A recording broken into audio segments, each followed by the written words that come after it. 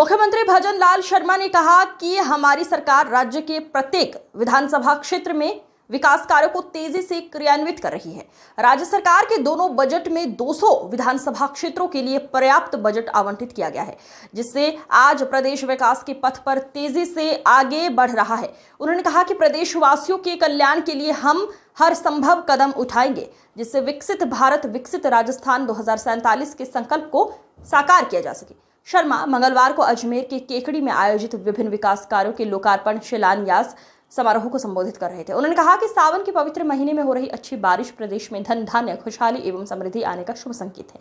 हमने पिछले वर्ष यशस्वी प्रधानमंत्री नरेंद्र मोदी के एक पेड़ मां के नाम अभियान से प्रेरणा लेते हुए हरियाली तीज पर हरियालो राजस्थान की शुरुआत की और पिछले वर्ष हमने 7.5 करोड़ पौधे लगाए। अब इस वर्ष प्रदेश में 10 करोड़ पौधे लगाने का लक्ष्य रखा गया है। की पूर्ति करने के लिए वो भी फूल भर गया है।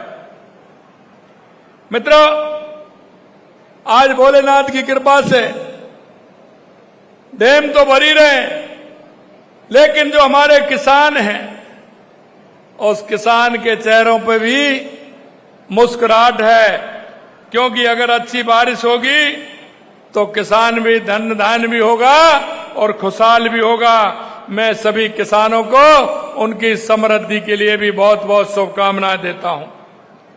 मित्रों, देश के यशस्वी प्रधानमंत्री नरेंद्र मोदी जी के नेतृत्व में जिस तरह से हम सामाजिक सरोकार के कार्य भी करते हैं, आपने देखा है माननीय देश के यशस्वी प्रधानमंत्री नरेंद्र मोदी जी के नेतृत्व में शौचालय बनाने का काम पूरे देश के अंदर हो रहा है।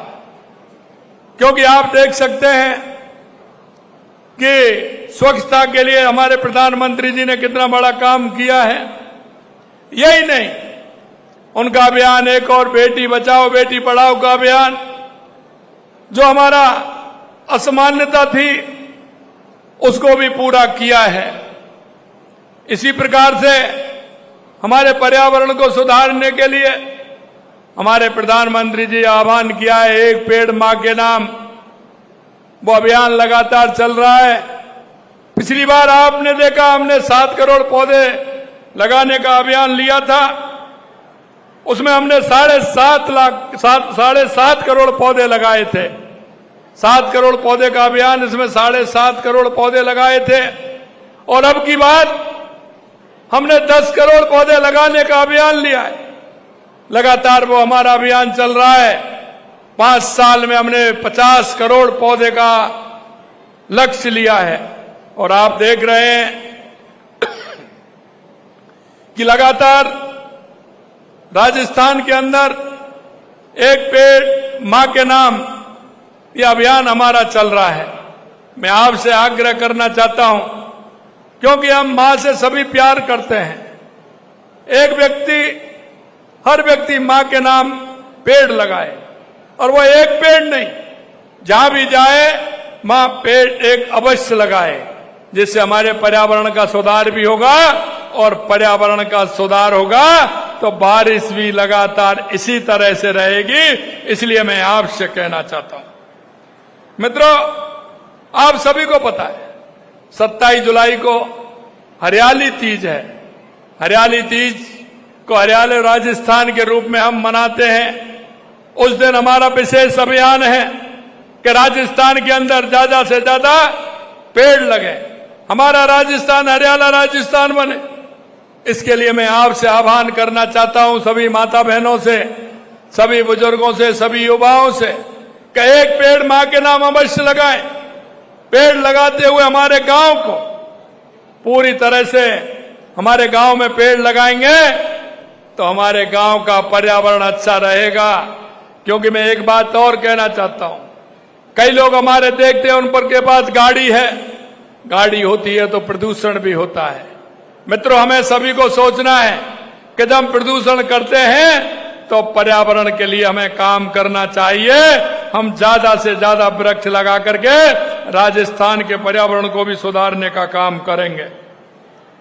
मेरा आपसे इतना अनुरोध है कि मौसम का फायदा उठाएं। और आप देख रहे हैं, अगर आप अभी पेड़ लगा देंगे, इसी वर्षा काल में काफी बड़ा पेड़ वो हो जाएगा और क्यों कि पिछली जो हमने पेड़ लगाए थे पहले बहुत कम जिंदा रहते थे, लेकिन अभी हमने देखा है जब उसकी मॉनिटरिंग कराई तो 85% से ऊपर हमारे वो पेड़ अभी हैं, जिंदा हैं। क्योंकि बारिश जब आती है तो हमारे पर्यावरण में सुधार होता है। इसलिए हम हमारे राजस्थान को हरा भरा प्रदेश बनाएं। और मैं आपसे एक बात और कहना चाहता हूं, क्यों एक वर्षा का मौसम है, गांव से पानी बह करके जाता है, वो नदी से गांव से नाले में जाता है, नाले से नदी में जाता है, नदी के माध्यम से वो सागर में पहुंच जाता है। आपने देखा होगा कि हम पानी को कैसे रोक पाएंगे। वंदे गंगा जल संरक्षण अभियान हमने चलाया था, उसमें हमारे सरोवर, रेनीकट, पोखर, तालाब, उनकी पाल बनाने का काम किया। और मुझे खुशी है कि इस तरह से राजस्थान में लगभग 45,000 हमने बांध, सरोवर, रेनीकट को बनाने का काम किया और आज वो पानी से पूरे भरे हुए हैं। इसीलिए मैं आपसे कहना चाहता हूं, क्योंकि जो हमारे प्रवासी भाई हैं, राजस्थान के रहने वाले हैं, चाहे वो गुजरात में रहते हैं, महाराष्ट्र में रहते हैं, बंगाल में रहते हैं, चाहे वो आसाम में रहते हैं, उन भाइयों ने कर्म भूमि से मातृभूमि के लिए अभियान चलाया है और वो राजस्थान के 45,000 गांव में चलने वाला है।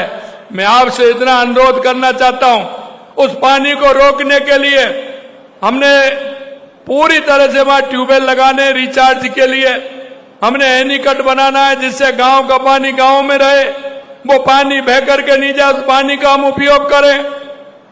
इसलिए उनको भी चिन्हित करने का काम करें।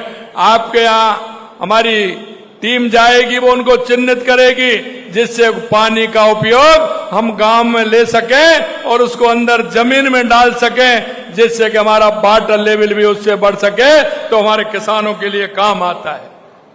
और ये मैं सारी बातें आपको इसलिए बताना चाहता हूं, हमारे किसान के लिए पानी की बहुत बड़ी आवश्यकता होती है। अगर किसान के खेत के लिए पानी मिल जाएगा, पीने के लिए पानी मिल जाएगा, उद्योग के लिए पानी मिल जाएगा, तो हमारी समस्याओं का समाधान उसी तरह से होगा। और जल है तो कल है, और आप ये जानते हैं कि पानी का कोई दूसरा विकल्प नहीं है। पानी जल है तो जीवन है। इसलिए मैं कहना चाहता हूं कि बारिश के समय में पानी बह करके नहीं जाए, उस पानी को व्यवस्थित करते हुए हम रोकें और हम कर्म भूमि से मातृभूमि अभियान में सहयोग करते हुए हम रिचार्ज संरचनाओं को बनाएं, जिससे कि हमारा पानी गांव में रुक सके। हमने लगातार काम किया है। वंदे गंगा जल संरक्षण में आपने देखा है कि हमने सभी एनीकट और उनको बनवाया है। और यही नहीं, आपने देखा है कि हमारी सरकार को 19 महीने हुए हैं, लगातार हम काम कर रहे हैं। हमने पानी के क्षेत्र में काम किया, चाहे वो हमारी ईआरसीपी राम जल सेतु परियोजना हो, चाहे हमारे यमुना समझौता हो जिसकी डीपीआर बन रही है, चाहे हमारा इंदिरा गांधी गंग नहर हो जिसके लिए 4,000 करोड़ रुपए देकर के उसको भी हम कर रहे हैं। माई डैम की स्कीम हमारी चल रही है, जिससे कि डूंगरपुर, बांसवाड़ा, उदयपुर को पानी मिले। देवास स्कीम के द्वारा उस पानी को राजसमंद और उदयपुर का फायदा मिले। ब्राह्मणी